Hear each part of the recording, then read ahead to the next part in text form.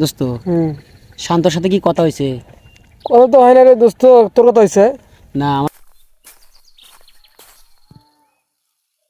শান্ত তোরা কি নিয়ে আলোচনা করো? বন্ধু তোকে নিয়ে ভাবতেছি। ওই তোর আমার ফোনে ব্যালেন্স নাই, তাই ফোন দিতে পারিনি। কই গেছিলি? একটু কাজ ছিল তো, তাই আসতে একটু দেরি হলো। বন্ধু একদিন পর তো রমজান মাস, তোদের কি কোনো প্রস্তুতি চলতিছে? প্রস্তুতি নেবো ভাই, কি একটা রমজান মাসের অপেক্ষায় মানুষ থাকে।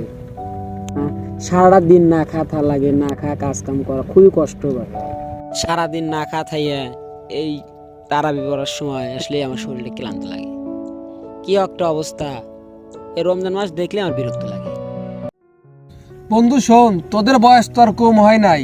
এই বয়সে যদি এই কথা বলস, তাহলে কি হইব বল? এখন আমাদের আল্লাহ তাআলার ইবাদত করা লাগবে, 5 ওয়াক্ত নামাজ পড়া লাগবে। আর 1 বছর পরে মাহে রমজান মাস আসে, তাও যদি আমরা না থাকি, দুনিয়া এবং আখিরাতে কোনো জায়গায় আমরা শান্তিভাবে থাকতে পারবো না।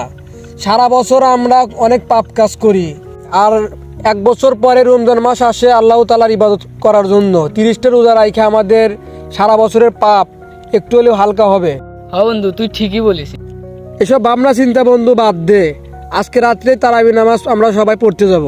তা চল বন্ধু, নামাজের জন্য আমরা প্রস্তুতি নেই, নামাজের আর বেশি সময় নেই। চল।